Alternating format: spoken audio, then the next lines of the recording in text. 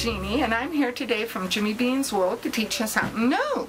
What I'm holding here is a beret, a Fair Isle beret that I just finished, and Siobhan's going to zoom in and try and show you that right in this section you'll see some kind of longer floats. I think there was 7 stitches in this section, and I should have caught these floats.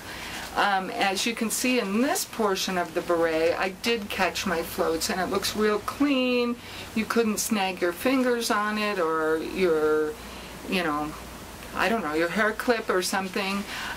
It's more problematic in a sweater or a garment where you're in and out with your hands and you can catch this float. So what I like to do is catch the floats as I'm working. So I've knit a little tiny swatch here. We're going to get this up here, and I'm using red and white yarn, and you can see down here in the portion where it is the red and the white how I've caught those floats as I went along. It's nice and clean. You couldn't catch your fingers on it or your hands as you put your arm into a garment, or something like that. Just makes the work a little cleaner, and it really doesn't add that much more motion to your stitches. So what I'm going to show you here is how to catch the floats with one yarn and catch the floats with the other yarn. In Fair Isle, you usually only work with one color or 2 colors in each row. So I carry one color in my right hand and one color in my left hand, as you can see here. So it makes it a little bit easier for me to catch my floats.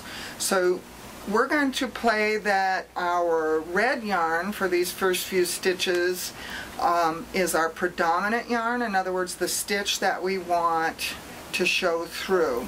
So to catch the white yarn, we would start by creating a basic stitch, knit stitch with the white yarn, but then we loop our red yarn around and we bring our white yarn back out of that, and the red yarn has, whoops, well, it'd be good if the operator could do it. So you loop your white yarn around, take your red yarn, bring your white yarn back out of the stitch, and the red yarn has now caught that white loop. So again, what you do is you go around that needle tip with the white yarn, the yarn you want to catch, and that's if you're catching the yarn that's in your right hand. Now, I don't know any other way to do it.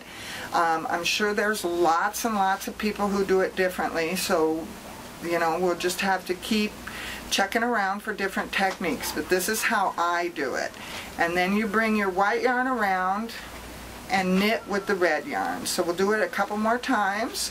White yarn around, red yarn, take that white yarn back out of that stitch, but you've caught that on the back. When we get through this, you'll be able to see that I've caught that white yarn on the back of my stitch. So again, white yarn around as if to knit, red yarn, take that white yarn out, you've caught that stitch. So now let's switch it up a little bit and imagine that we're catching the red yarn with our white yarn. So, well, all we have to do for that is a much simpler procedure, is just bring the red yarn up to the top of your work on the back of both needles, create the stitch with your white yarn. Siobhan, you're doing a great filming job. And knit that stitch normally. Now for the second stitch, you bring your yarn down. You can see these loops are crossed. Come back in, work with the white yarn, and you've looped it twice, one way and the other way. So again, to catch that red yarn, you bring that yarn up to the front, top of the work, but on the back of your needles. Knit a stitch with the white yarn, bring that red yarn down, go back in, knit a stitch with the white yarn, and you've looped that yarn twice. So we're going to do that one more time. Up straight with the red yarn, around with the white yarn, bring it right down straight with the red yarn, and knit it. Now I'll tell you where I learned this particular technique of lifting and dropping and lifting and dropping was in Vogue, the Ultimate Knitting Book. I developed the ability to do this with both hands or either color out of necessity rather than dropping one and picking up another. And also the fact that it's a good idea to keep certain colors running in the same hand when you're knitting Fair Isle. So let's go back to knitting with the red yarn just to review.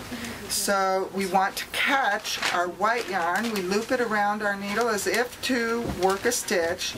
Loop our red yarn. Now both these yarns are looped around the tip of our right hand needle.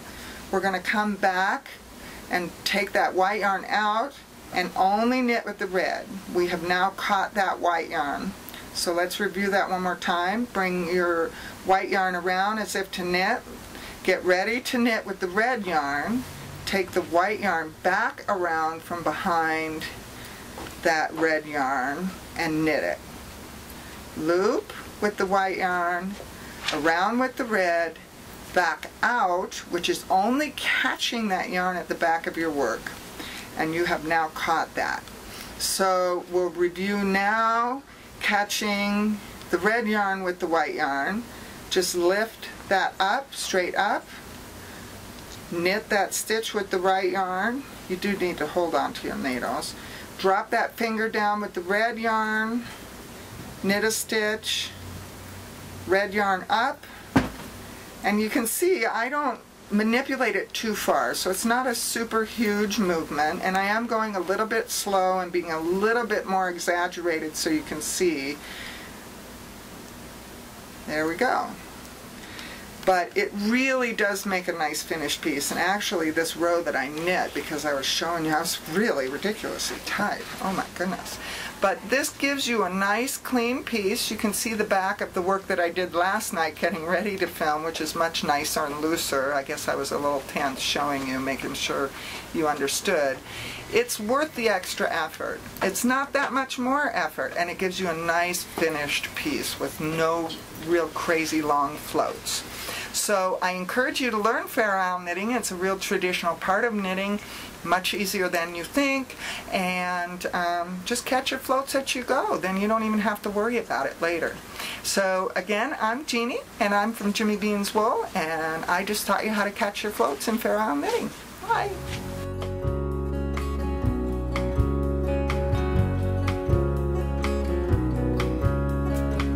Thunder rumbles on this American summer night. There's kids on the corner, stuck in a switchblade fight. And the rock and roll bands play for the girls on the